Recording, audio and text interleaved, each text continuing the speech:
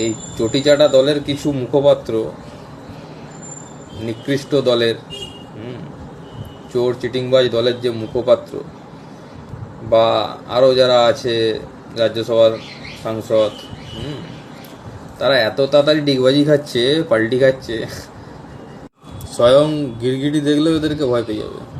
মানে গিরগিটি যে নিজের রং বদলায়, এদেরকে দেখলে গিরগিটি নিজের রং বদলাতে ভুলে যাবে। গিরগিটি এদেরকে দেখলে ভয় পেয়ে যাবে, এরা এত তাড়াতাড়ি রং বদলায়।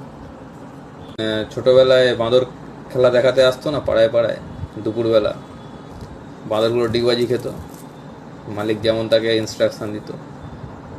এদের অবস্থা দেখে তাই মনে হচ্ছে এত তাড়াতাড়ি এরা ডিগবাজি খাচ্ছে, পাল্টি খাচ্ছে, আর গিরগিটির মতো রং পরিবর্তন করছে। সেটা দেখে পশ্চিমবাংলার মানুষ ভালোই মজা নিচ্ছে। যারা ৪ঠা মের আগে খুব বড় বড় লেকচার দিয়েছিল, বিশাল বড় বড় বাতিল্লা ঝেড়েছিল, হ্যান ক্যারেঙ্গা ত্যান ক্যারেঙ্গা, বিশাল বড় বড় ডায়লগ বাজি, সেই সব ডায়লগ কোথায় গেল? আজকে শ্রীরামের অসীম কৃপা, ভগবানের অসীম কৃপা, যে নিকৃষ্টতম দলটাকে মানুষ বরখাস্ত করেছে, উচ্ছেদ করে দিয়েছে, একদম সমূলে উচ্ছেদ যাকে বলে, শেকড় থেকে তুলে একদম ফেলে দিয়েছে। আজকে পশ্চিমবাংলায় শান্তিপূর্ণভাবে ভোট হয়েছে, ভোটের পরও শান্তি বজায় আছে, দু একটা বিক্ষিপ্ত জায়গা ছাড়া। কিন্তু এই নিকৃষ্টতম দলটা, যাদের মুখপাত্র এখন বড় বড় ভাষণ মারছে, দলের বিরুদ্ধে কথা বলছে, আইপিএস অজয় পাল শর্মাকে যাতা করে বলেছিল, এখন ক্ষমা চাইছে, নিঃশর্ত ক্ষমা। এরা যে পরিমাণ 15 বছর ধরে অত্যাচার করেছে, অবিচার করেছে সাধারণ মানুষ থেকে শুরু করে বিরোধী দলের কর্মীদের ওপর, মিথ্যা মামলায় জর্জরিত করে দিয়েছে, মেরেছে, প্রাণে মেরে দিয়েছে, বহু মায়ের কোল খালি করেছে, এদের কোনো ক্ষমা হয় না। আজকে ভাই তুমি ডিগবাজি খেয়ে দলের বিরুদ্ধে কথা বলছো, 4 তারিখ অবধি তুমি সেই দলের মুখপাত্র ছিলে এবং বড় বড় ভাষণ মেরেছিলে, বড় বড় ডায়লগ মেরেছিলে, বড় বড় বাতেল্লা মেরেছিলে।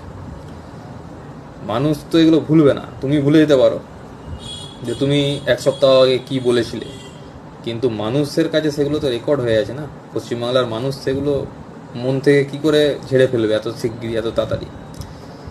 সুতরাং মানুষের অহংকার, দম্ভ, এগুলো ভালো নয়।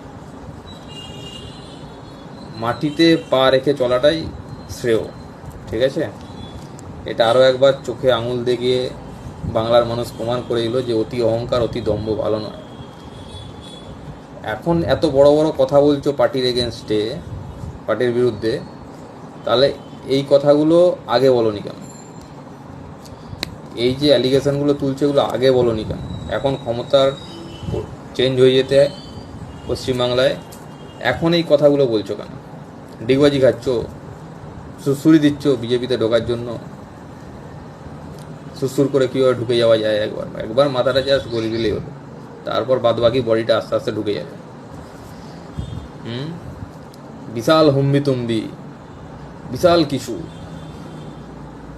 কদিন পর দলটা থাকবে তো, কদিন পর দলটা থাকবে তো। সিপিএমের তো এখনো পার্টি অফিস করার লোক আছে, ঝাঁট দেওয়ার লোক আছে, বসার লোক আছে। এই নিকৃষ্টতম দলটাকে আর কিছুদিন পর খুঁজে পাওয়া যাবে তো। কারণ এদের তো টপ টু বটম ধান্দাবাজ, ধান্দার জন্য পার্টি করে। এদের নীতি আদর্শ দলেরও কিছু নেই, আর নিজেদেরও কিছু নেই, আর নিজেদেরও কোনো নীতি আদর্শে এরা বিশ্বাসী না। এরা খালি কীভাবে কামাবে, কীভাবে পকেট ভরবে, কীভাবে প্রমোটারি করবে, কীভাবে দুর্নীতি করবে সব জায়গায়, শুধু এই সব চিন্তাভাবনা, ধান্দা। এদের আর কোনো তো নীতি নৈতিকতা বলে কোনো বস্তু নেই। তাহলে দলটা করবে কে, পার্টি অফিসটা খুলে বসবে কে, বা পার্টি অফিস পরিষ্কার পরিচ্ছন্ন ঝাঁট দেবে কে? একটা তো দলের সিস্টেম থাকবে, গঠনতন্ত্র থাকবে, নিয়ম নীতি থাকবে। সেগুলো না থাকলে কি সে দল? হ্যাঁ, স্যান্ডো গেঞ্জির বুক পকেটের মতো। আবার নাকি 6 বছরের জন্য তাকে সাসপেন্ড করেছে।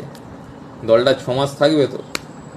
যে দলটা 6 বছরের জন্য সাসপেন্ড করেছে তাদের মুখপাত্রকে, দলটা 6 মাস থাকবে তো? এরা লেখে অল ইন্ডিয়া, মানে অল ইন্ডিয়া দল, কিন্তু এদের অল ইন্ডিয়ার লাইসেন্স বহুদিন আগেই বাতিল হয়ে গেছে।